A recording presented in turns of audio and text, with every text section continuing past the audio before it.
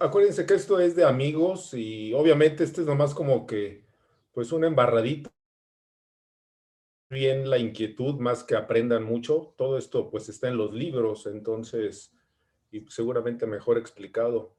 Entonces, esto es más que nada para despertar inquietudes y, bueno, despejar alguna duda si ya tuvieran alguna dudas de esto. Porque ustedes ya vienen de otros hospitales y están haciendo, digamos, como si fuera una especie de posgrado, ¿no, Rolando? Entonces, ustedes ya les ha tocado revisar rodillas y otras articulaciones. Entonces, si tienen dudas, pues para eso estoy acá. Déjenme quitar esto. Yo creo que no es posible que si ustedes tratan articulaciones no las conozcan. También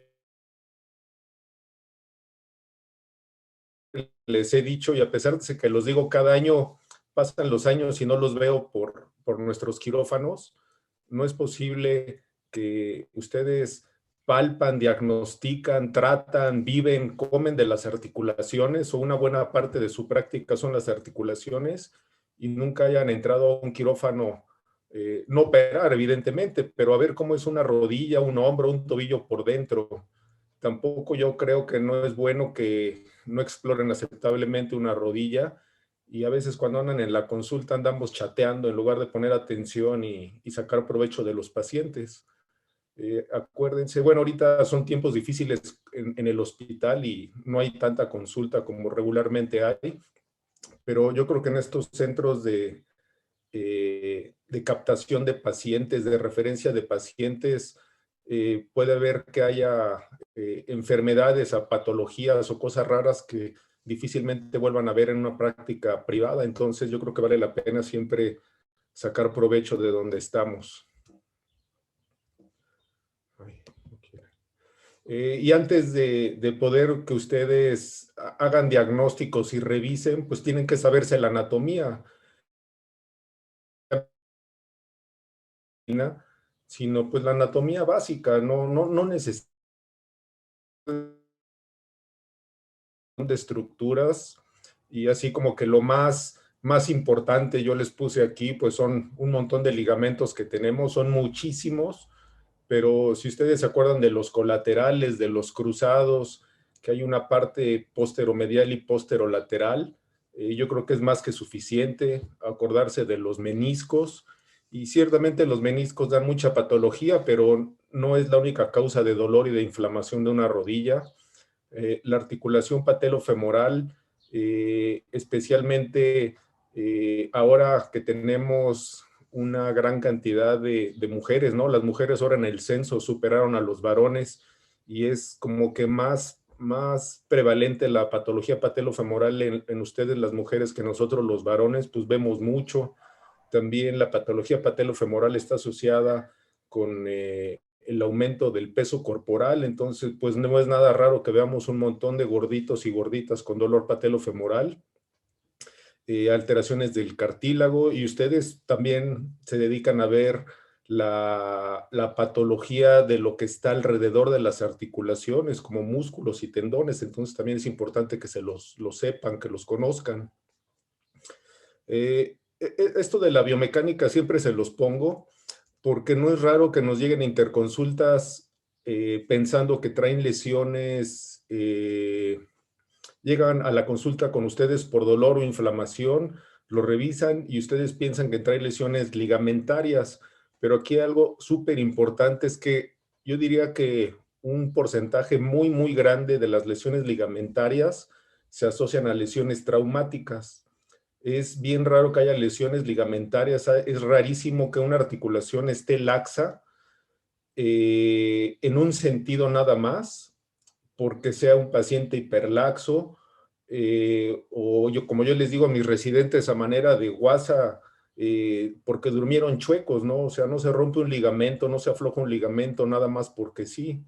Entonces, generalmente las lesiones ligamentarias se asocian a problemas traumáticos. Acuérdense de bueno, aquí están, esto es más para ortopedia, las funciones de los ligamentos, ¿no? Que limitan el desplazamiento, los cruzados colaterales, ya sea var o valgo. Y la parte posterior, tanto medial y lateral, tienen que ver también con las rotaciones. Eso ya es un poquito más fino.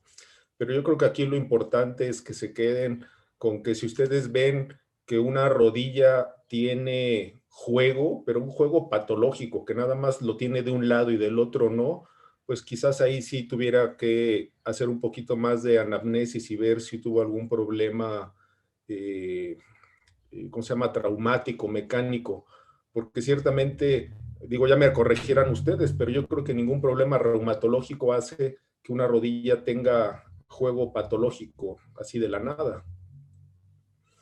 Esta también me gusta ponérselas y ahorita les voy a explicar por qué, porque a veces yo los veo que están palpando las rodillas y buscando alguna, pues algún signo, algún dato, y yo les pregunto, bueno, ¿qué haces? Estoy palpando el menisco y andan palpando por acá arriba, ¿no? O no es nada raro que diagnostiquen bursitis de la pata de ganso y anden palpando del otro lado y cosas así, ¿no?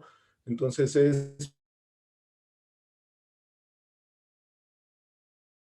a medida que ustedes van moviendo la articulación. Entonces, por ejemplo, cuando ustedes tienen la rodilla semiflexionada, que es como hacemos muchas de las pruebas para los meniscos, pues la línea articular no está horizontal, sino la línea articular y donde va, por ejemplo, el menisco, pues va en este sentido. Entonces, todo eso es importante porque si ustedes empiezan a palpar del lado medial, pero en un sentido diferente a donde está la estructura que ustedes andan buscando, pues van a hacer un mal diagnóstico y por ende quizás un mal tratamiento. Entonces acordarse que cambia. Y a veces yo cuando les pongo estas imágenes veo que dicen, bueno, este doctor ha de pensar que no sabemos, pero a veces esto es bien difícil. No es nada raro que tengamos rodillas gordas así como estas, que no les encontramos ni forma ni dónde está nada de las estructuras. Entonces, saberse esto ciertamente les va a ayudar y tiene ahí algo de lógica y de razón, porque no es nada raro ver rodillas como estas o como estas que le empiezas a palpar y no encuentras ni siquiera la patela, ¿no? Y yo creo que algo súper importante, igual que en toda la medicina, es qué es lo que están buscando con la exploración física, porque evidentemente no le van a hacer las mismas pruebas o la exploración física completa a todos los pacientes, porque no acabarían su consulta. Entonces, yo creo que aquí lo que es bien importante es qué es lo que ustedes están buscando. Y yo creo que las patologías, a mi modo de ver, las podemos dividir así como se las puse aquí. Puede haber patología traumática, puede haber patología inflamatoria, que esa es la especialidad de ustedes, puede haber los ortopedistas con ustedes, porque ustedes también ven osteoartritis. Y hay otras patologías que yo les llamo del desarrollo mecánicas, que esas van a presentar también cuadros inflamatorios cuando están recién sucedidas, cuando están en agudo, digamos, y con el paso del tiempo van a presentar un cuadro degenerativo. ¿Y cuáles serían estas? Pues, por ejemplo, las jovencitas que tienen una displasia en la patela, que tienen al inicio únicamente síntomas inflamatorios porque esa patela se está moviendo de una manera normal, pero pues finalmente con el paso del tiempo van a presentar un cuadro degenerativo del cartílago de detrás de la patela, o a lo mejor aquellos pacientes que tienen un gen uvalgo o un gen uvaro patológico, que en cuanto ellos empiezan a tener lesiones intraarticulares por la mala mecánica, pues van a empezar con un cuadro inflamatorio, va a hacerse ya lesiones degenerativas, ¿no? Entonces, yo creo que si ustedes tratan de encasillar a los pacientes en estos cuatro grupos, pues será la exploración física que tengan que hacer. Y hay cosas evidentes, ¿no? O sea, esa imagen que les puse aquí, pues eso es evidente que eso es algo más que un menisco, ¿no? O que a lo mejor una osteoartritis. Eso trae algo más y ese, pues la expresión física será diferente y el abordaje será diferente al que nada más llega diciendo me duele la rodilla y ustedes de entrada se la ven normal. Eh, y siguiendo el hilo de esto que yo les venía diciendo, pues el interrogatorio aunque nosotros somos los carpinteros de la medicina, yo creo que también aquí es básico. Entonces, tener los síntomas y la localización de los síntomas, cuándo empezó, cómo empezó, importantísimo si hubo un mecanismo de lesión, especialmente para lesiones traumáticas, si hay factores agravantes o no, qué alivia o qué tratamientos le han dado. No es nada raro que padecimientos inflamatorios como los que ustedes ven ya vienen multitratados o ya les inyectaron un montón de cosas, entonces es importante saber todo eso. Y también otra cosa es saber si hay antecedentes en esa articulación de procesos inflamatorios previos o procesos traumáticos previos, porque todo esto nos va a llevar básicamente a que nosotros vayamos encasillando al paciente en alguna de estas posibilidades diagnósticas.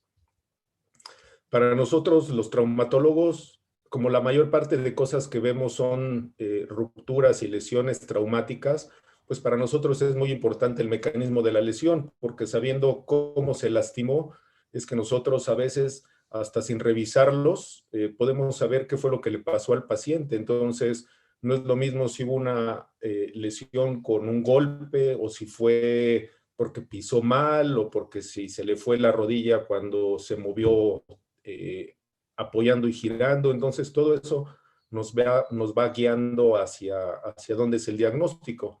Ahora, yo creo que aquí también importante, si ustedes empiezan a preguntarle, o sea, viene un paciente con una rodilla inflamada y ustedes le empiezan a preguntar qué te pasó y el paciente dice, es que apoyé, giré y se me inflamó, pues ahí como que ya lo van encasillando en que ya no es de la ventanilla de ustedes, sino más bien de la nuestra, ¿no?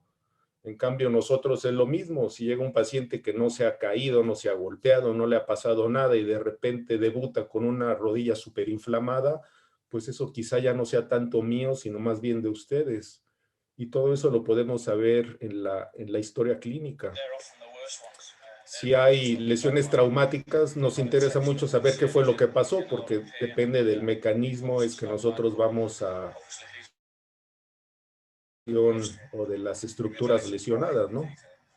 Y nomás se los pongo para que vean que hay muchas lesiones que ocurren uno solo, no necesariamente tiene que haber contacto o que le hayan caído los jugadores encima o le haya pasado necesariamente algo muy grave. Ustedes vieron esa jugada donde apoya y gira y se rompe el ligamento y el cruzado.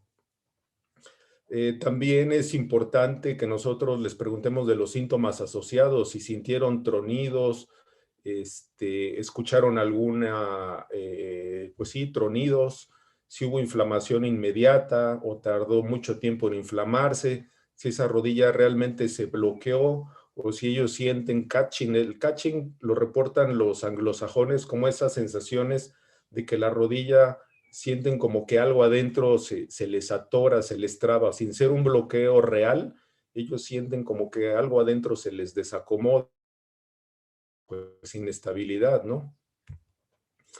Bueno, esto es más para ortopedistas, dependiendo del mecanismo de la lesión, nosotros podemos sospechar el ligamento que está lesionado.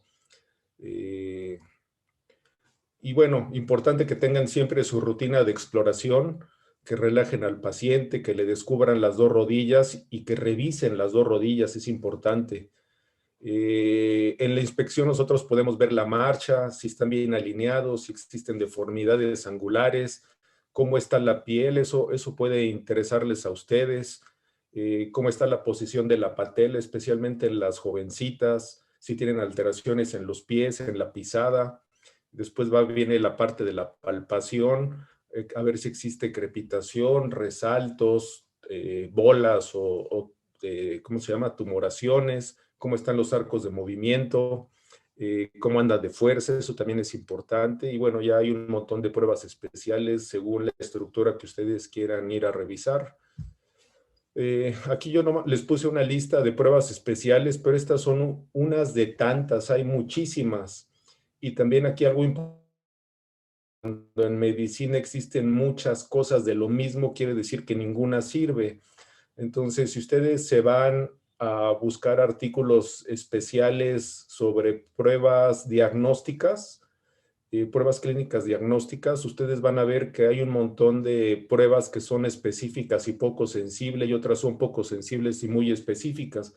Entonces, aquí mi recomendación es que se aprendan a hacer unas cuantas y esas sean las que hagan siempre para que ustedes vayan teniendo su sensibilidad y su especificidad propia y que traten de darle seguimiento a los pacientes. Entonces, no es lo mismo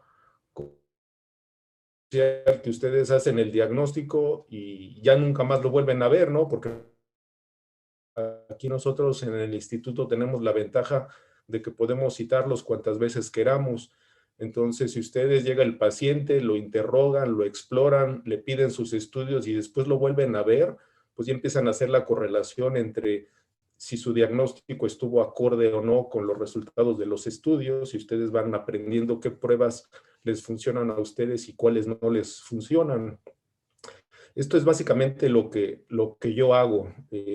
Para ver la patela, a mí me importa mucho la crepitación, porque aquí ustedes tienen que aprender si crepita porque hay tejido sinovial inflamado o porque realmente hay una lesión condral.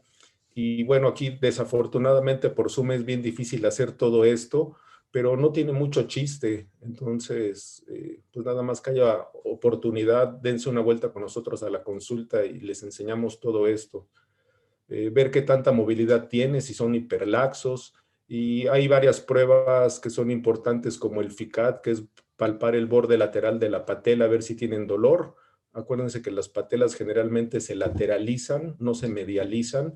Entonces no es raro que tengan la prueba de FICAD positiva porque traen algún problema ya degenerativo o inflamatorio en la parte lateral de la patela. El signo de la J también es bien importante porque eso nos habla de displasia y de inestabilidad de la articulación patelofemoral. Y la prueba de PUDO a mí me gusta para diagnosticar, especialmente en gente que hace deporte. Para los meniscos hay un montón de pruebas, estas son realmente las que yo hago. El dolor en la línea articular para mí es una de las más importantes, pero acuérdense lo que les dije en las primeras diapositivas donde estaba la anatomía de la superficie.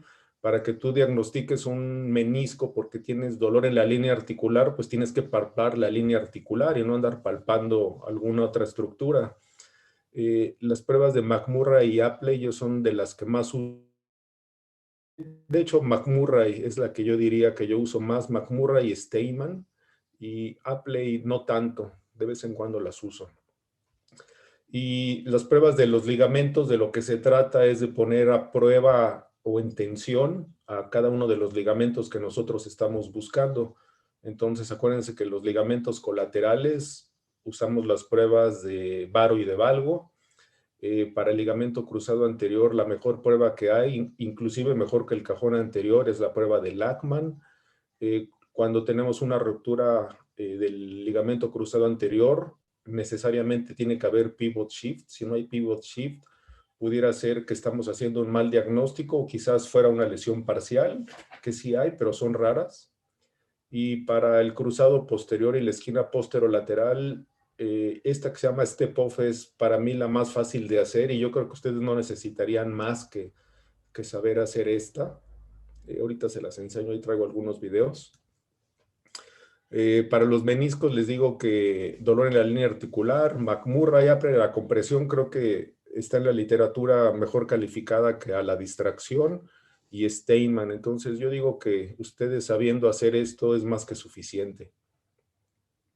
No se dejen llevar por los dolores en las líneas articulares, especialmente en pacientes jóvenes y mujeres, porque no es nada raro que un dolor de la articulación patelofemoral tenga irradiación al lado medial.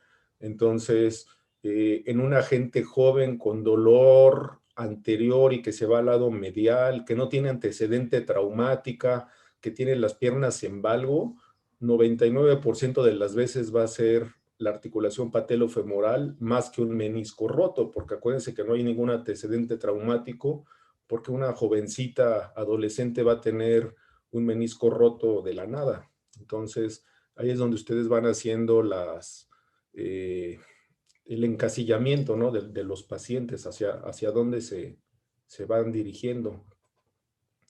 Para los colaterales, la prueba de varo y valgo, y ahí lo que tienen que ver es que se mueva o no se mueva, y eso van y lo comparan con el otro lado, porque puede haber pacientes laxos que tengan un poquito de juego, pero pues ese juego va a ser bilateral, no nada más de una sola rodilla. Este es un video de varo valgo, sí, miren. Del lado medial, que esto es el lado medial, del lado lateral. Entonces eso van y lo comparan con el del otro lado. La prueba de Lachman también es esta. Es relativamente está en quirófano. Esa prueba se llama prueba de Lachman con la pierna caída. Y lo único que tienen que hacer es poner a su paciente de ladito. Y como ustedes están viendo, ponen su pie o su tobillo entre las piernas de ustedes. Y es bien fácil que ustedes puedan hacer esta prueba. Porque a veces los pacientes son muy grandotes, pesados o gorditos y pudiera costarles trabajo hacer esto, especialmente si tienen las manos chiquitas, pero de esta manera es súper fácil de hacer la prueba, aun cuando el paciente esté en el, ¿cómo se llama? En el consultorio, no necesariamente en el quirófano anestesiado. Y estas pruebas, pues esto sí es más difícil de hacer, esta prueba a veces hasta los ortopedistas no la pueden hacer. Esta se llama pivot shift y eso es patognomónico de una ruptura del ligamento cruzado anterior. Vean ahí cómo la rodilla se subluxa. Eso también se puede hacer en el consultorio sin mayor problema. Es más cosa de maña que de fuerza. Este es otro pivot shift. Sí. Ahí está, miren, ahorita van a ver. Miren cómo esa rodilla se subluxa. Y eso únicamente puede pasar si el ligamento cruzado anterior está roto. O sea, no hay modo de que tenga algo y suceda eso de la nada. Entonces, pueden coexistir. Puede tener alguna patología inflamatoria de las de ustedes, más una lesión ligamentaria, pero siempre y cuando haya algún trauma previo. Un ligamento cruzado posterior es la prueba del escalón tibial, o se llama tibial step-off en inglés, y eso es únicamente, aquí lo que tienen que ver es que el borde anterior de la tibia siempre sobresale por el cóndilo, del cóndilo femoral. Entonces, cuando este borde de la quiere decir que esa tibia está desplazada hacia la parte posterior, está echada para atrás, y eso pues únicamente puede suceder si tienen el ligamento cruzado posterior roto. Esto nosotros lo podemos poner grados, pero si ustedes nada más ven que esa tibia está echada por detrás de los cóndilos, con eso es suficiente para hacer un diagnóstico de, así como que básico, digamos, de una lesión del cruzado posterior. Y de hecho, las rodillas que tienen el ligamento cruzado posterior también se ven raras. Si ustedes se fijan aquí, miren cómo se ve como que plano todo. Se ve extraña esa rodilla.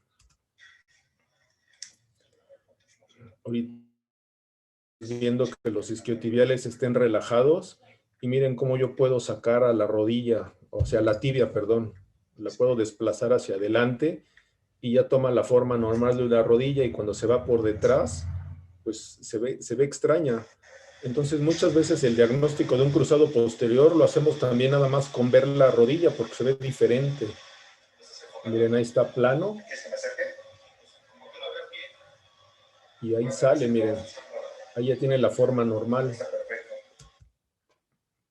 Bueno, eso es lo mismo.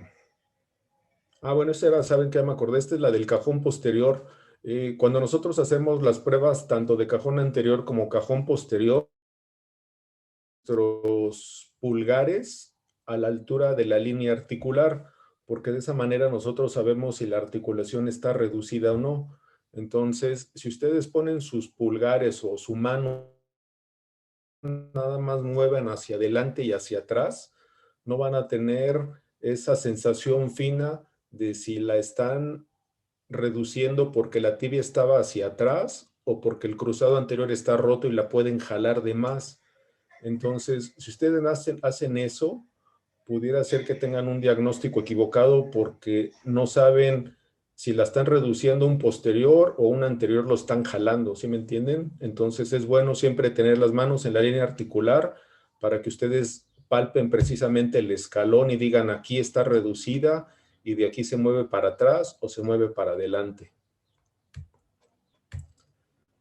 Y bueno, hay un montón de pruebas ya más finas para hacer diagnósticos de las esquinas, por ejemplo. Esta se llama la prueba activa del cuádriceps y esa es para el cruzado posterior y para la esquina posterolateral. Esta también es bastante fácil de usar, es lo mismo que hacer un cajón posterior, nada más que lo hacemos con el paciente con la cadera y la rodilla flexionadas. Estas pruebas, digo, es bueno saberlas para nosotros, porque a veces los pacientes muy gorditos o difíciles de explorar, pues podamos hacer una maniobra más fácil que otra, ¿no?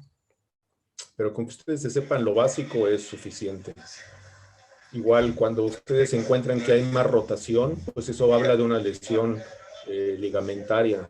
Y lo mismo, necesariamente para una lesión ligamentaria donde encuentren mayor rotación de la rodilla, tuvo que haber habido un evento traumático y grave. No, esos ligamentos que a lo mejor ustedes ni se acuerdan o que no han oído, no se rompen nada más porque sí.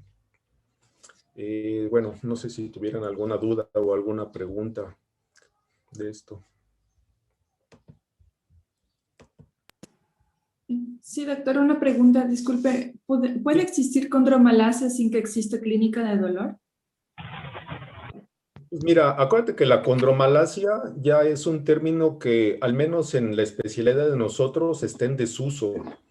Lo que nosotros llamamos ahora es dolor patelofemoral o síndrome doloroso patelofemoral.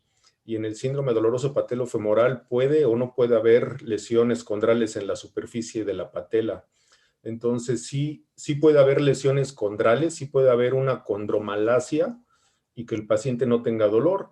Son aquellos pacientes, inclusive a lo mejor en ustedes mismos, si tú pones tu mano enfrente de tu rodilla y doblas y extiendes la rodilla, va a haber algunas gentes que les crepite, no por proceso inflamatorio, sino porque la superficie está lastimada y no tienen dolor.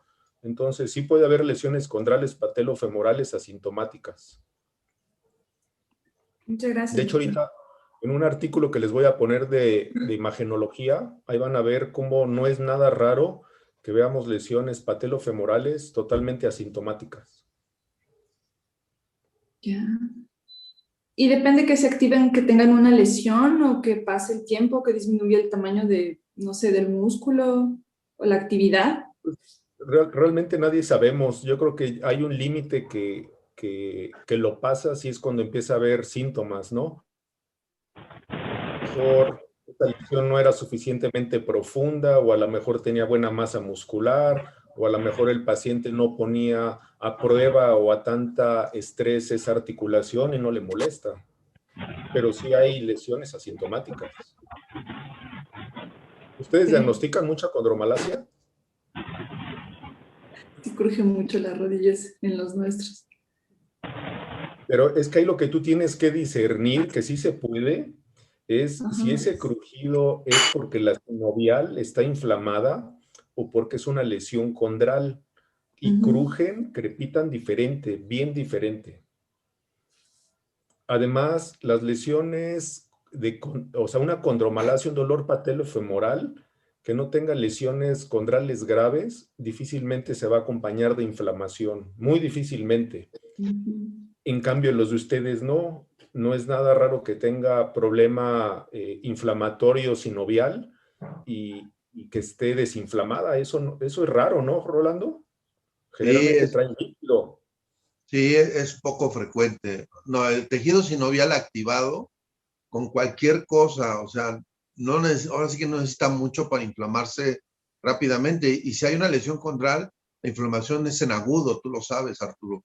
Conforme va Claro. pasando el tiempo, desinflama por mecanismos, digamos digamos, tiene dolor y demás, pero empieza a desinflamar esa rodilla y son los pacientes que llegan con 2, 3 años de retardo, ¿no? De retraso en el diagnóstico y en realidad les tienen otros síntomas, pero poca inflamación, ¿no? Sí. Y generalmente la condromalacia o el dolor patelofemoral predomina en una mujer joven. Sí hay en varones, pero es súper más frecuente en mujeres, especialmente jóvenes, el dolor patelofemoral. Y en gente joven es difícil que tengan lesiones condrales, a menos que tengan inestabilidad de la rótula o alteraciones morfológicas graves.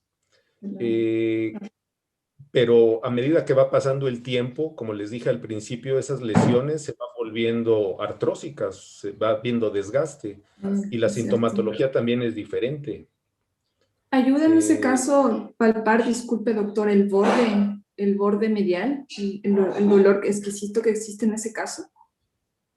Más bien les duele del lado lateral, no tanto medial. El borde lateral de la patela es donde les duele, porque acuérdense que las displasias de la trocla y las displasias de la patela que condicionan mucho dolor patelofemoral, las patelas se van hacia el lado lateral. La inestabilidad patelar medial no existe a menos que sea traumática. Entonces, duele también diferente la típica dolor patelofemoral, que les duele todo el borde lateral de la patela, que un proceso inflamatorio donde les duele absolutamente todo el frente de la rodilla. Claro, eso puede ayudar para el diagnóstico, ¿no? Claro. Ya. Muchas gracias, doctor. Estaría bueno dar una clase de dolor patelofemoral, Rolando. El día que quieran, con gusto, para Ok, que vean otro punto de vista. te Porque de eso programamos. ha habido un montón de investigación en los últimos años y por eso es que les digo que el término de condromalacia casi no se usa porque era un término muy genérico. Entonces, ahora ya lo llamamos de otra manera y hacemos otras pruebas y yo creo que está más completo ahora. Ok, sí, sí, te programamos y te digo, Arturo, ¿te parece? Sí, pues no sé qué Preguntas. otra cosa, mira, Priscila, ahí está también Alejandra.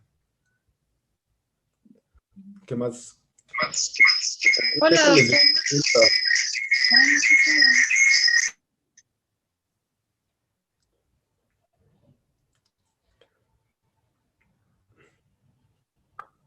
Mencionaba algo de hiperlaxitud. ¿Cuándo lo vamos a considerar como hiperlaxitud patelar? ¿Hiperlaxitud patelar? Sí.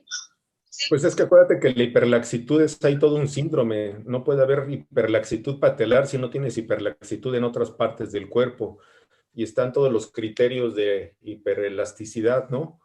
Y bueno, la hiperlaxitud de la patela sí puede dar dolor, pero los síntomas de dolor de hiperlaxitud generalmente son síntomas mecánicos porque la patela se les mueve, está inestable. Entonces son niñas o niños, generalmente jóvenes hiperlaxos, que tienen las rodillas inclusive en recurvatum, valgo, las patelas altas, y dan síntomas diferentes. Es básicamente dolor o inestabilidad. No es nada más inflamación.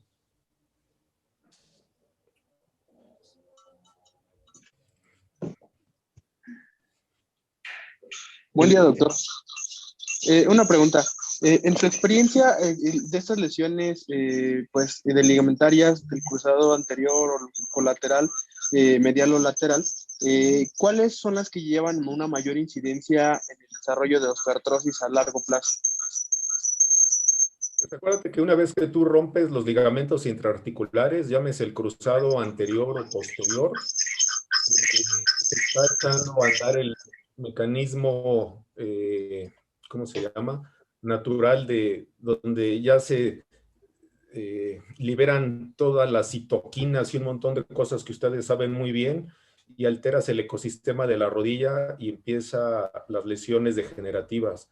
Entonces ya está bien probado que operemos o no operemos una ruptura ligamentaria, especialmente intraarticular, como sería el cruzado, esa rodilla después de 10, 12 años ya va a tener datos de osteoartritis. Entonces, básicamente cualquier lesión intraarticular a largo plazo da osteoartritis. Llámese una lesión condral pequeñita que va evolucionando, una lesión meniscal que con el tiempo va dando la osteoartritis, una lesión ligamentaria, o la suma de las tres, que no es raro que se rompe el cruzado, un menisco y una lesión condral. Entonces, todas dan osteoartritis a largo plazo.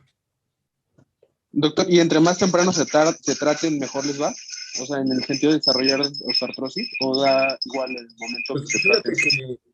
que si tú eres crítico con la literatura de los ortopedistas, nadie ha podido probar que si tú operas una lesión ligamentaria, vayas a prevenir la osteoartritis. Cuando más en las mejores manos y en las mejores condiciones, puedes hacer que se vaya más lento, pero no puedes evitarla. Entonces eso es importante porque luego tú ves a mis compañeros que les dicen a los pacientes, te voy a operar para que no tengas desgaste de grande. Eso no es cierto, no es cierto. Fíjate que eso sí tiene, Se rió Carlos. eso sí está súper demostrado, Arturo, lo que dices. Hay unos artículos viejos, pero muy buenos del doctor, el sueco que tiene un ortopedista que tiene o sea, ahí tienen todo muy estructurado, Lombarder, Steph Lombarder, y él tiene unas cortes muy largas y prácticamente se ve que después, a los 5 años, muchos ya tienen datos francos de OA, y a los 15 años prácticamente todos tienen osteoartritis, grado más, grado menos. Y algo importante es que estas lesiones se ven en gente muy joven, en gente de 15, 20 años, que son los deportistas a veces del colegio o a veces de los que se van al fin de semana a jugar y que toda la semana no hacen nada y ahí se rompen el ligamento, el menisco, y está demostrado. Y eso también lo hicimos aquí con uno de sus exalumnos, no me acuerdo cómo se llama el doctor, que después hizo pediatría en los Rainers, el que decían el Rocky, pero no me acuerdo su nombre. ¿Te acuerdas? ¿Quién habrá sido? ¿Vidal o quién? Ándale, Vidal, exactamente, Vidal, con él hice ese trabajo usando sus pacientes de ustedes, y prácticamente todos los pacientes tenían algún grado de OA cuando llegaban a su servicio, porque además, lo que sí, eso no sé hoy los datos, tú los debes de tener, pero el retraso era brutal, era muy elevado. Cuando en otros países son de meses, aquí son de años, ¿no? Y en realidad es que le hagas lo que le hagas, el paciente desgraciadamente no va a mejorar. Y de hecho hay, por ejemplo, Eva Rose, la que hizo el COS, ¿no? La que inventó el COS. Ella dice que si no eres un deportista de alto rendimiento, en realidad con una súper buena rehabilitación, con eso es suficiente para que, o sea, que va a dar lo mismo que te operen a que no te operen, ¿no? Y eso hubo un debate en OARSI debe ser casi como unos 3 años, que debatió con un ortopedista, no recuerdo el nombre del ortopedista, de Eva, sí, y ella decía, no, o sea, si tú eres una persona que por desgracia te rompiste el ligamento y no eres un deportista de alto rendimiento o por lo menos de mediano rendimiento, que ahí es donde pues tú sabes, ¿no? Que ellos sienten, como te dicen, se me va la rodilla, doctor, ¿no? Entonces, si no eres de estas personas, con una muy buena rehabilitación, obviamente, pues eso no sé si en México hemos llegado a eso, aquí en el instituto, yo creo que lo hacen muy bien los doctores, pero no sé hasta dónde, con eso es suficiente para no operar al paciente, ¿no? Esa es una postura y bueno, válida, ¿no? O sea, válida. El problema es que diagnosticamos tarde, ya empezó a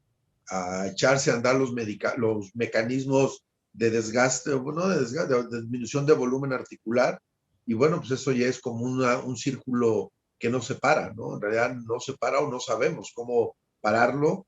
No sé si yo no he visto estudios que, no sé, con ácido hialurónico, lo que tú quieras, que retrasen esto, ¿no? A pesar de que se usan, no sé, yo por lo menos de estudios a largo plazo que demuestren que no hay, que por lo menos que hay un retraso como tal en el tratamiento.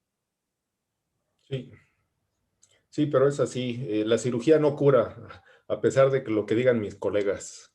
Muchas cosas no las cura.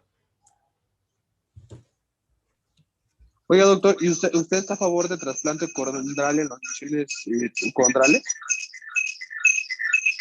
¿Trasplante condral qué? En los pacientes que tienen lesiones condrales o que tienen lesiones deportivas pues, del tejido condral.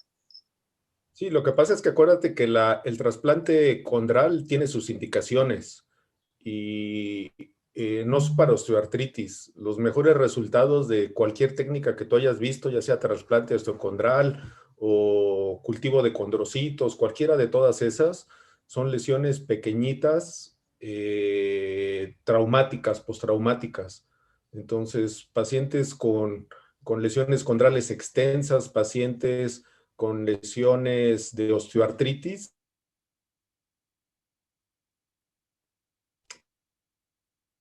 De hecho, ahí en el hospital, ustedes saben que lo hacíamos cuando no había COVID. Ok, doctor.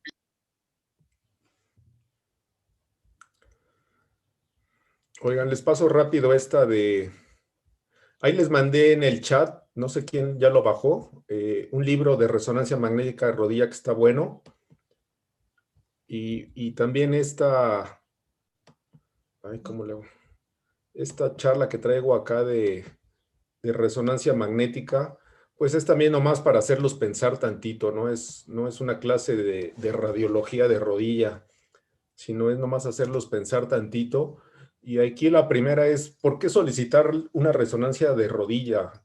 Y esto es igual, aquí es resonancia, pero es lo mismo un perfil reumático de ustedes o los anticuerpos de no sé qué cosas, ¿no? O sea, no porque a alguien le duele la rodilla le vas a pedir una resonancia magnética. Nosotros en el instituto tenemos una sobreindicación y un gasto excesivo en estudios de resonancia, ¿no? De un montón de articulaciones y yo creo que está mal. Yo creo que los estudios de imagen sirven para corroborar o descartar una sospecha clínica que nosotros tenemos, no para que nos hagan el diagnóstico. Y yo esto se los digo a mis residentes, que entre más resonancias pidan, sin saber exactamente por qué la estás pidiendo, más mal médico eres.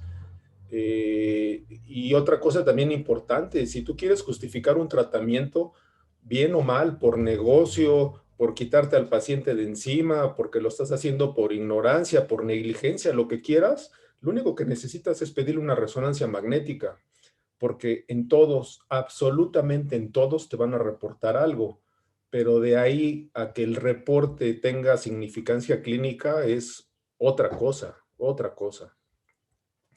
Y esto es lo que decíamos hace rato de las lesiones condrales, patelofemorales asintomáticas. Hay muchos hallazgos que eso lo podemos clasificar, pues un hallazgo que nos reportan como una lesión, que no tienen absolutamente ninguna trascendencia clínica. Entonces, el mejor amigo de un mal clínico o de un cirujano barbaján es un radiólogo, porque miren, esto así al azar, saqué un reporte de una resonancia magnética de un paciente que lo único que tiene es osteoartritis y vean todo lo que les reportan. Entonces, el paciente lo lee o un médico que no sabe y dice, uy, lesión condral grado 3 seguramente es grave, ¿no? Y, uy, acá tiene un quiste de Baker, esos son bien malos, y un ganglión entre los cruzados, eso debe ser malísimo, ¿no? Y lo operan cuando necesitaba a lo mejor darle una buena rehabilitación y otro tipo de manejo no quirúrgico. Entonces, si ustedes quieren operar un paciente, lo único que necesitan es pedirles una resonancia magnética. Y aquí les puse algunos evidencia reciente de esto mismo que les estoy diciendo. Miren, este es un artículo que ve la prevalencia de cambios por osteoartritis o cambios osteoartríticos en la resonancia magnética, pero vean, en pacientes asintomáticos sin lesiones. Y miren, en estos pacientes asintomáticos sin lesiones, hasta 43% de aquellos pacientes que tienen más de 40 años se reportan cambios compatibles con osteoartritis. Entonces, esto apoya lo que les decía hace unos minutos. O sea, si tú quieres justificar un tratamiento, ya sea una pastilla, porque estás en un protocolo de esas pastillas, o porque el laboratorio te da un dinero por recetar esa pastilla o un viscosuplemento, lo único que necesitas es pedirle una resonancia magnética y van a poder justificarlo. Pero que eso sea ético y esté bien hecho, son cosas diferentes. Particulares asociados en jugadores. Este lo escogí porque estos son deportistas. Y vean cómo en estos pacientes deportistas de buen nivel, las lesiones en el cartílago eran casi del 100%. Van a reportar siempre algún hallazgo. Entonces, en deportistas profesionales, miren, 97% de lesiones en el cartílago y 97% de lesiones meniscales. Otra cosa aquí importante, miren, la prevalencia de estas incidencia de cambios, pues evidentemente va a aumentar con la edad. Entonces, aquí vieron que a mayores de 40 años tienen 43, pero si te agarras la población que tiene 70, pues ese 43 ya va a ser a lo mejor un 95, ¿no? Entonces, siempre va a haber algo, pero de ahí a que sea, tenga realmente la relación de que tienes la lesión y eso sea lo que está causando la sintomatología, pues es bien diferente. Y este es el más nuevo, miren, este es el del año pasado, la prevalencia de hallazgos anormales en rodillas asintomáticas usando una resonancia magnética de 3 teslas, o sea que da bastante definición. Y también lo mismo, miren, casi en el 100% de las rodillas vieron que había anormalidades, un 30% de pacientes con lesiones meniscales, miren, casi 20 al 31% de lesiones condrales, desde moderadas hasta severas, y todos estos eran pacientes asintomáticos. Entonces, por eso les digo que tienen que tener mucho cuidado con la resonancia magnética. No sé si de esto tengan aquí algún comentario, alguna duda de esto. Me sonaba tal vez es que esos pacientes tenían alguna actividad física ya de base o eran pacientes que tenían algún grado mayor de sedentarismo. Había de todo. El de los futbolistas, evidentemente, sí eran gente profesional. Y los otros, había gente de todas sedentarias y gente que hacía actividad física. Pero de todos modos, ahí eso es hasta cierto punto irrelevante, porque aquí lo que es importante es que tú estás viendo hallazgos que no dan síntomas, haga o no haga ejercicio.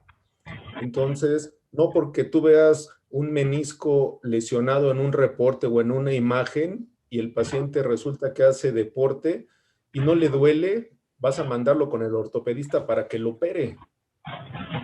¿Entiendes? Todo tiene que cuadrar perfectamente, independientemente si es sedentario o es activo.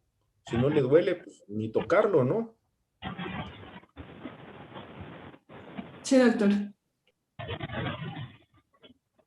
Y bueno, ya les mandé ahí el libro, ahí, ese libro está bien bonito, las imágenes están preciosas y no sé, déjenme, Perdón, doctor, pero no me aparece ningún link en el chat. a ver, espérame. Porque se vio que alguien lo bajó. ¿Alguien Yo lo los bajó? mandé. ¿Le podemos mandar un correo para que nos pueda reenviar a ese en particular? Ahí donde dice... Yo lo descargué. Ah. A ver, ahí va de ¿Quieres? nuevo. Mándamelo al WhatsApp y yo se los reenvío a todos para que lo suban a la carpeta que tenemos de libros. A ver. Ah, es que yo no sé por qué le piqué mal y nomás le llegó a Indira, pero ahorita se los pongo. Aquí lo tengo, antes de que se me olvide. Ahí va. Bueno, ahí va ya. Y bueno, aquí regresando a la resonancia, a la presentación esta que yo tengo. Acuérdense que hay diferentes cortes en la resonancia magnética. Ustedes ya se saben bien esto. Los coronales y nosotros, como es una secuencia de imágenes, varias como rebanadas, pues nosotros en los planos coronales nos podemos ir de anterior a posterior y de posterior a anterior, como nosotros necesitemos ver la resonancia. Los cortes sagitales vamos a ver igual de medial a lateral o de lateral hacia medial. Y los cortes axiales para ver básicamente la articulación patelofemoral, y podemos también alcanzar a ver, dependiendo de la fineza de los cortes y la angulación de la máquina, la articulación femorotibial. Y este es para hacerle burla a los radiólogos. Aquí en resonancia magnética ellos hablan de imágenes hiperintensas, isointensas e hipointensas, y nosotros, como somos nacos ortopedistas, pues nosotros lo hiperintenso es blanco, lo isointenso es gris y lo hipointenso es negro, ¿no? Así somos nosotros. Y acuérdense que también hay diferentes tipos de secuencias. Estas van variando a medida que se va mejorando ¿cómo se llama? La tecnología de las máquinas. Las secuencias que se usan ahorita, pues antes no existían, y lo que estamos usando ahorita, pues en unos años va a dejar de usarse. Entonces, así como que las básicas es esta, que es la T1, y aquí en la T1, la grasa y la médula ósea se van a ver clara, gris, y la cortical de los huesos, los meniscos, ligamentos, y el líquido lo vamos a ver oscuro. Y residentes que están conmigo, que vayamos viendo así las diferentes secuencias y las diferentes, ¿cómo se llama? Cortes, para que tengan una idea de la anatomía y de las lesiones. En esta que se llama T2, aquí lo importante y para lo que nos ayuda a nosotros mucho, esta T1 básicamente lo usamos para ver la anatomía y para ver mucho del hueso. Y en la T2, aquí lo que tiene de característica es que nosotros el líquido lo vamos a ver muy brillante. Entonces, esto se dice que hace el efecto de una, ¿cómo se llama? Cuando te meten líquido en la articulación, de una artrografía. Entonces, ese líquido que se vuelve brillante, nosotros podemos detectarlo bien si está infiltrando alguna estructura, por ejemplo, en los meniscos. Si nosotros tenemos aumento del líquido articular por la lesión y tenemos una lesión en el menisco, pues ese líquido se va a infiltrar lesiones meniscales o lesiones condrales, por ejemplo. Entonces, en estas patologías, y hay varias secuencias que también nos van a aumentar esos contrastes, y pues están todas estas. Entonces aquí yo lo que les recomiendo, ahorita no tanto en el hospital, sino ya cuando vayan fuera, pues que generalmente traten de trabajar siempre con el mismo gabinete, y que ustedes les soliciten cuáles son las secuencias que o viendo siempre estudios de diferentes gabinetes con diferentes secuencias. Las secuencias sirven para ver contrastes, pero en unas sí las hacen, en otras no. Miren, este es un corte coronal T2, pero con un contraste que se llama supresión grasa FSE. Y miren qué bien se ve aquí la lesión condral y el edema en el cóndilo femoral. Entonces, para eso sirven todas estas ¿cómo se llama? Secuencias. Y bueno, aquí también es bien importante que se sepan la anatomía.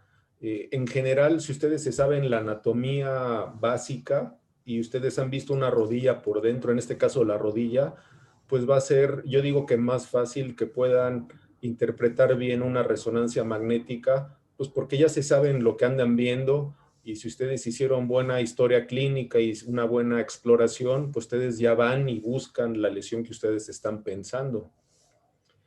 Otra cosa importante, para que ustedes puedan ver esta calidad, pues necesitan trabajar y tengan, vamos, el detalle fino, pues necesitan un buen estudio. Entonces, yo siempre les resonancia magnética es igual ¿cómo se llama? Que una cámara digital.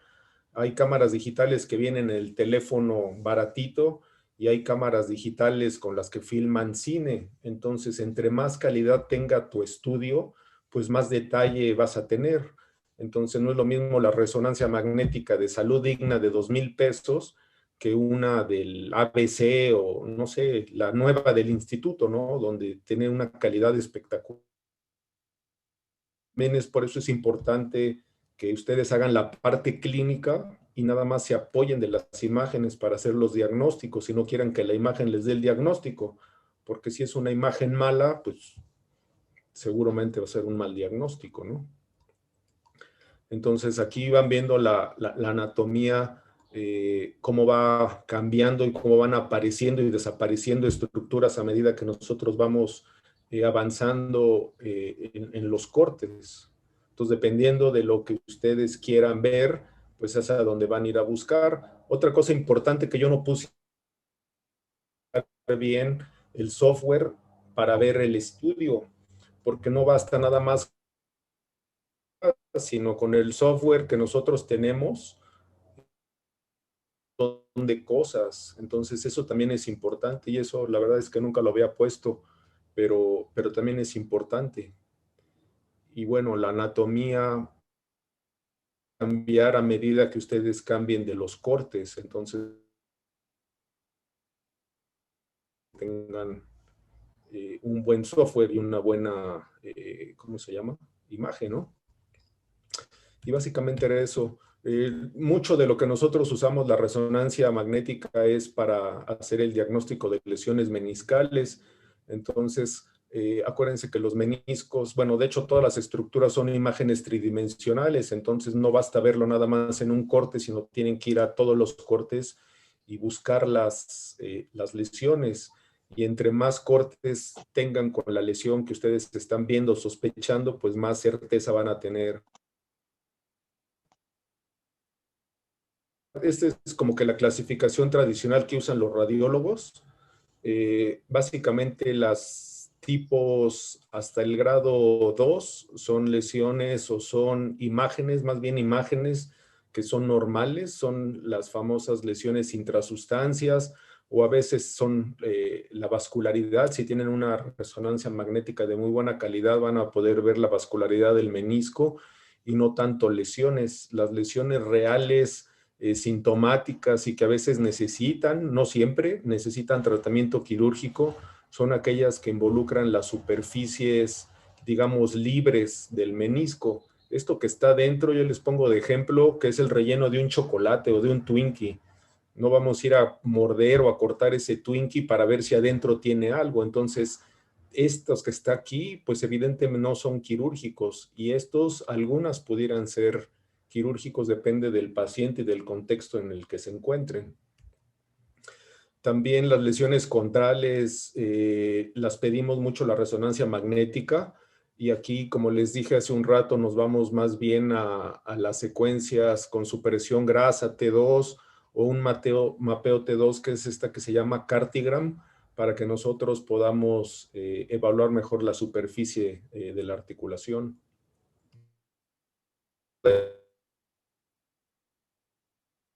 Se ven bastante bien en la resonancia magnética.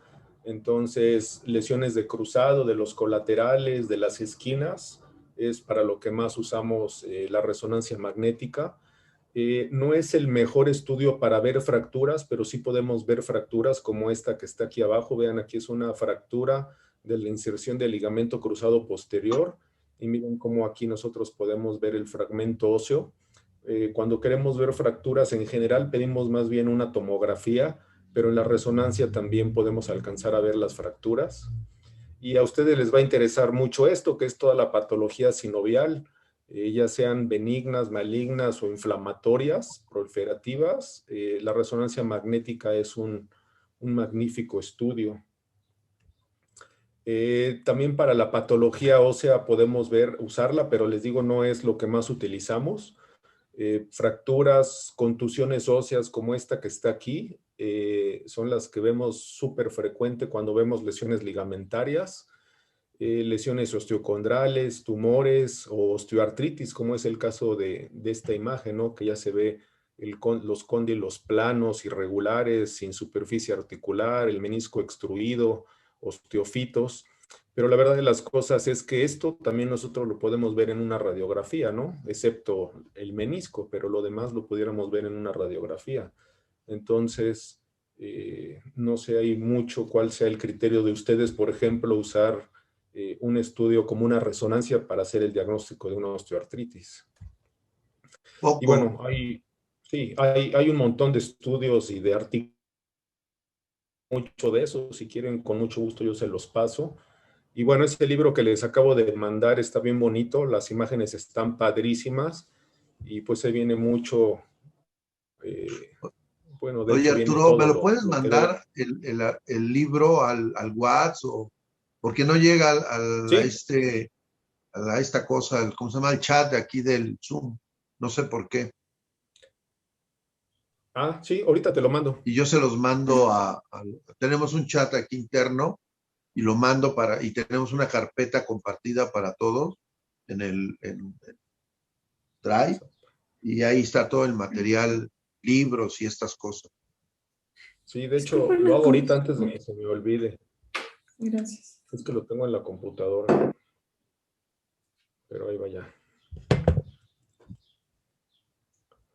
Ahí va a ver, Rolando.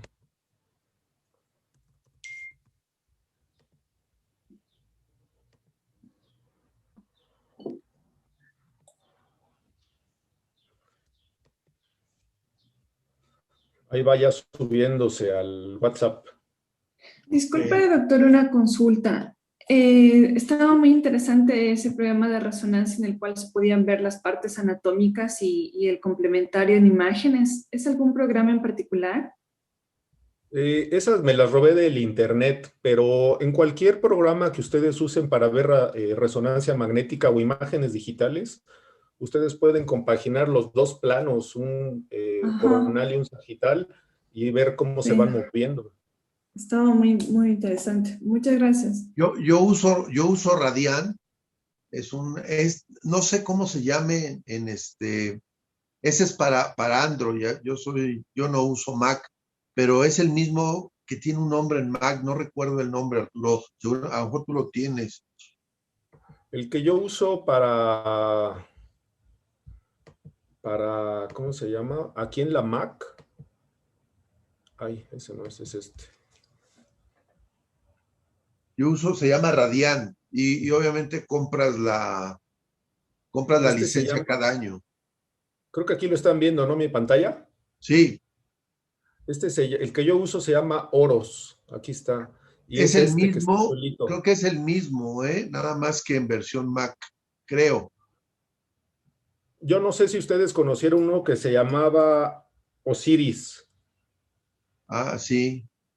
Bueno, ese Osiris, algunos de los técnicos o no sé, la gente que lo desarrolló se separó de ese proyecto e hicieron este que se llama Oros. Y este Oros también es gratuito, igual que el Osiris, para las cosas muy básicas.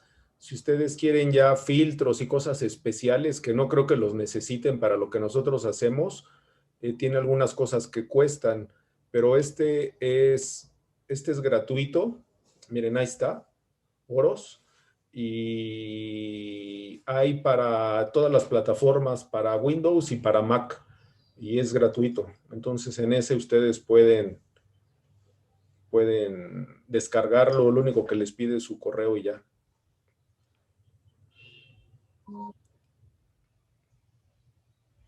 Ok, Poros. ok, ok.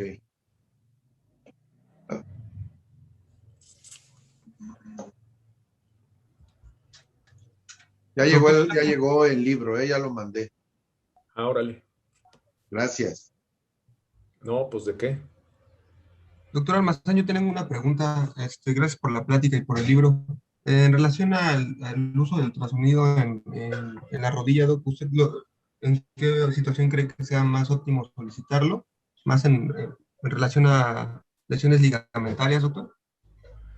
Yo creo que el ultrasonido sirve muy bien para las cosas de tejidos blandos alrededor de la rodilla, pero para patología intraarticular no creo que sea muy útil.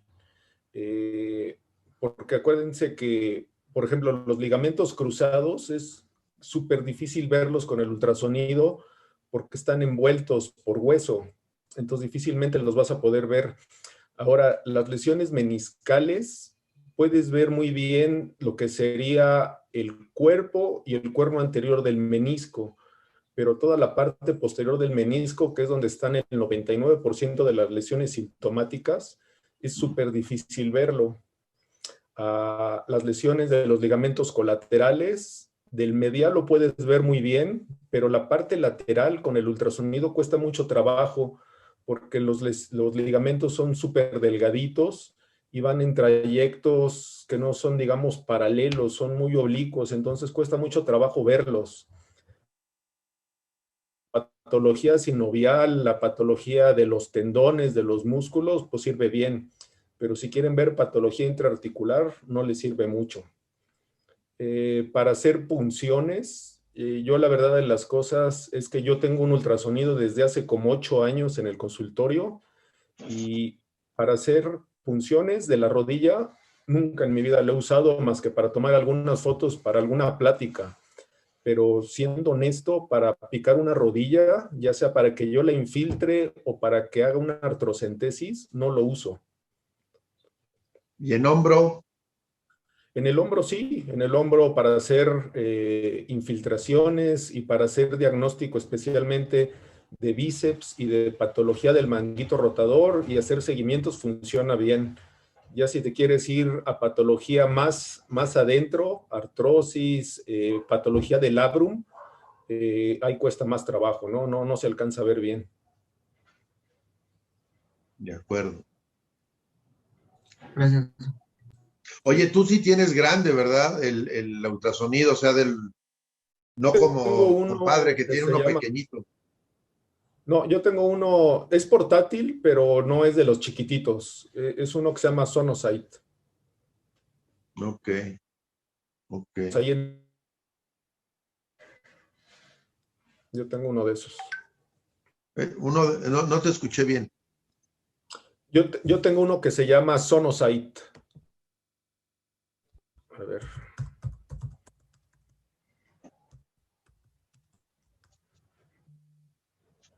Yo tengo uno como este, mira. Ay, ¿dónde está?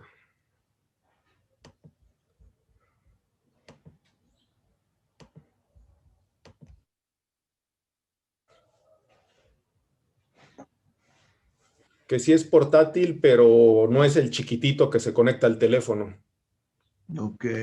Este lo compré hace, yo creo que tiene como 7, 8 años que lo tengo. Ok. Y bueno, a ustedes les ayuda mucho el ultrasonido. Sí. Sí. A ver, sí es útil, es una herramienta útil, aunque creo que en la reuma se ha sobredimensionado. O sea, ahora resulta que el ultrasonido es el que me da la actividad o no actividad de, por ejemplo, de artritis reumatoide, lo cual creo que no es real, ¿no? Claro. Pero vamos, sí es una, por ejemplo, para algunas cosas de hombro o cadera, rodilla, a mí la verdad es que tiene que ser algo como muy, no sé, como muy específico, pero que es algo que yo ya lo toqué con los dedos. Por ejemplo, un quiste de Baker, o sea, tendría que ser muy pequeñito para que yo no lo toque.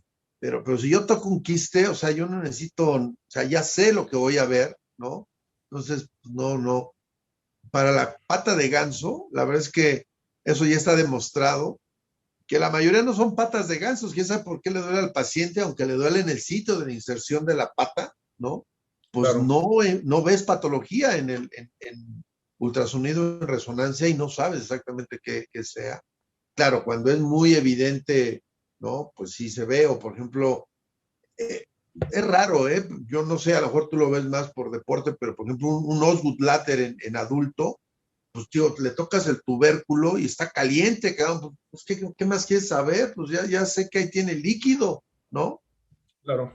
Pues son Sí. cosas, o sea, para rodilla, para osteoartritis no sirve, ¿eh? Para así, de plano. Porque nada más ves cartílago en una sola, o sea, solamente lo ves en la patelofemoral en un solo corte, ¿no? Porque es la única forma de que vas a ver ahí una banda, pero en el lateral lo que ves es la extrusión del menisco en realidad, ¿no?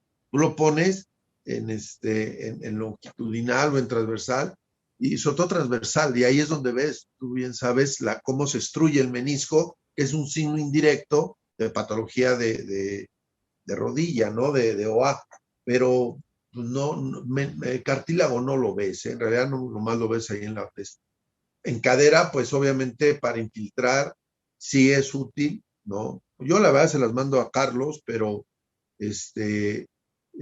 sí, la verdad es que ya entrenada la gente, sí es una buena herramienta para poder infiltrar la cadera, ¿no? Si es que la necesitas infiltrar o algo así.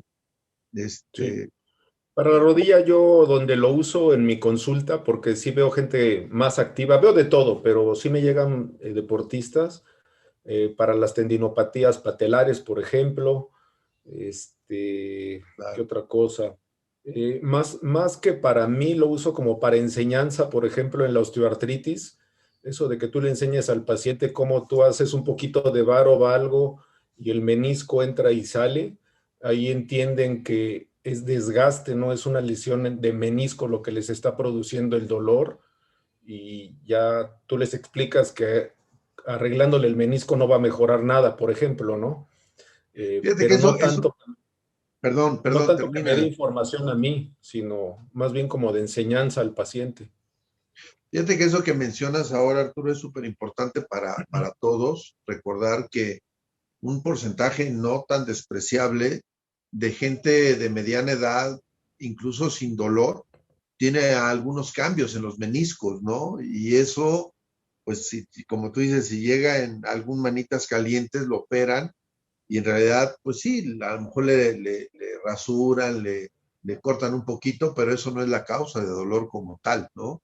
El menisco se Sí, opera así. cuando tienes bloqueos, cuando tienes inflamación, que tengas una balda de ACE, ¿cómo se llama? Un asa de Una balde, además, ¿no? Exacto. Entonces ahí es cuando en realidad se opera un menisco, pero no cuando la resonancia te dice que tiene ahí una lesión pequeñita, intrasubstancia, y que en realidad no tiene ningún bloqueo, ¿no? No tiene ningún problema en la funcionalidad de la rodilla. Y eso es algo que es bien común, ¿no? Tú lo sabes más que yo. Esto es bien común, ¿no? Y le sí, dices, pues no se opere, ¿eh? Porque... Y hay otros que al revés, ¿no? Que también los reumas nos tardamos en enviar gente para que tengan por ejemplo, en mano, en pie reumático, para que no tengan deformidades tan importantes y que hagan por ejemplo, una sinovectomía o cosas así, ¿no?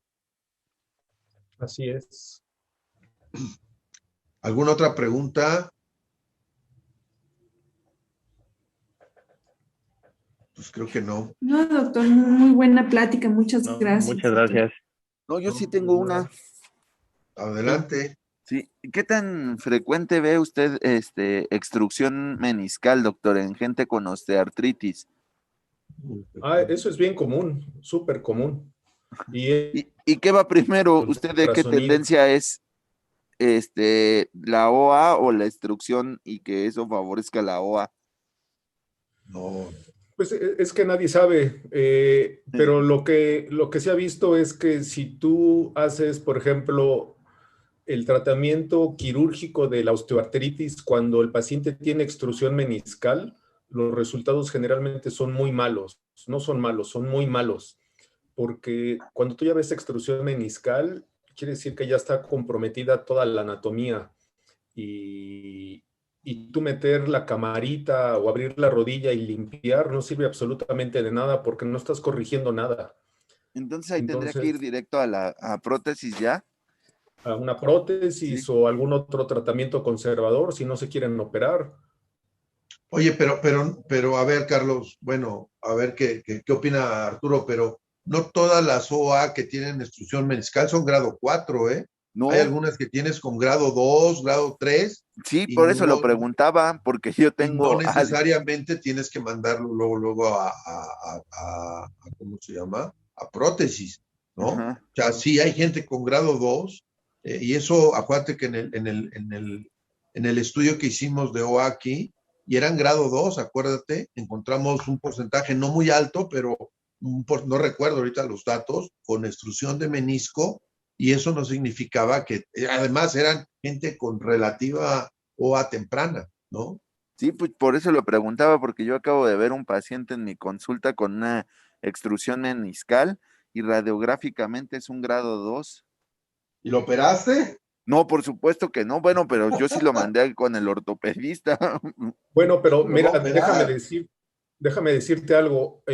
Ya desde hace unos cuantos años, porque esto es relativamente reciente, hay unas lesiones meniscales que se llaman lesiones de la raíz meniscal.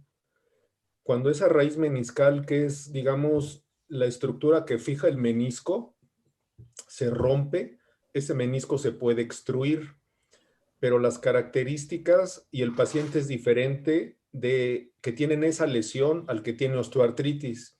Los pacientes jóvenes con extrusión meniscal y que tienen algún antecedente traumático y síntomas de menisco pueden ser una lesión de la raíz meniscal.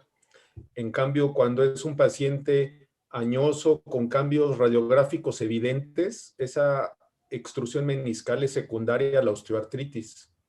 Entonces, si ustedes ven un menisco extruso en un paciente joven y tiene algún antecedente traumático, puede ser esa lesión de la raíz meniscal. Okay. Gracias. ¿Y esa te da síntomas, Arturo? O sea, síntomas importantes. Te da síntomas como de una lesión meniscal tradicional, dolor, inflamación, sensación como de inseguridad en el paciente. Y en la resonancia ya están bien clasificadas esas lesiones de la raíz meniscal, bien definidas. Ok.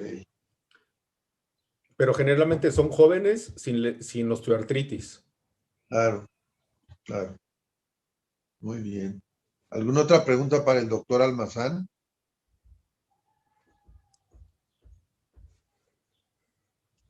Bueno, pues luego me pasas tus preguntas para el examen, Arturo, porfa. Sí. Ahí viene cascarrabias, dirían las caricaturas de niños. Ándale. Ah, bueno. Ok. Sale. Oye, pues Gusto. muchas gracias, Arturo. Cuídate mucho, te mando un abrazo. De nada, saludos, Oye, cuídense. una pregunta, ¿ya están viendo ustedes consulta en jueves o todavía no? No. ¿Todavía no? ¿Ustedes ya? Sí, no, nunca hemos dejado de ver por los autoinmunes, Arturo. O sea, OA, gota, vemos poco, pero AR, miopatías, eso sí los vemos, porque como tienen inmunosupresores, la verdad es que nos van a llegar con aplasia medular o muy inflamados y va a ser un desastre para la gente y pues no Lo que está pasa es bien. que nosotros no tenemos autorizado a hacer cirugías todavía. Entonces, la consulta de primera vez está cerrada. Estamos viendo puro subsecuente o aquellos que ya tenían la cita programada y que no se las pudieron cancelar, son los que hemos estado viendo. ¿Bajan el jueves a consulta o casi no? Sí, lunes y jueves ahí estamos. De hecho, yo ahorita voy a ir para allá. Ah, ok. Bueno, pues igual para que empiecen a ir los jueves, lunes ya ves que es nuestro día académico, pero igual los jueves que empiecen a rotar los un par de R1 y R2, ¿no? Sí, ha de haber unas 10 consultas, no hay más que eso. No, bueno, con esas, que las estudien bien, que vean la resonancia, que lean. Eso Sí, creo que está bien, les sí, va a dar tiempo. como son pocos, más o menos a las 10:30, 11 ya acabamos. Empiezan a las 9. ¿A las 9? Sí. Perfecto, para que los jueves bajen. Ok, gracias Arturo. Pues ahí los vas a ver a los chavos que te busquen a ti o al doctor Cruz o Sierra, ya los conocen a los 3. Órale, con gusto. ¿Vale? ¿Estás? Muchas gracias Arturo, luego te mando tu, Muchas Muchas gracias. gracias, doctor. tu constancia. Vale. Saludos allá a tu esposa y a tu niño. Gracias, cuídense, por favor. Ay, gracias Gracias. Arturo. Bye, bye. Bye.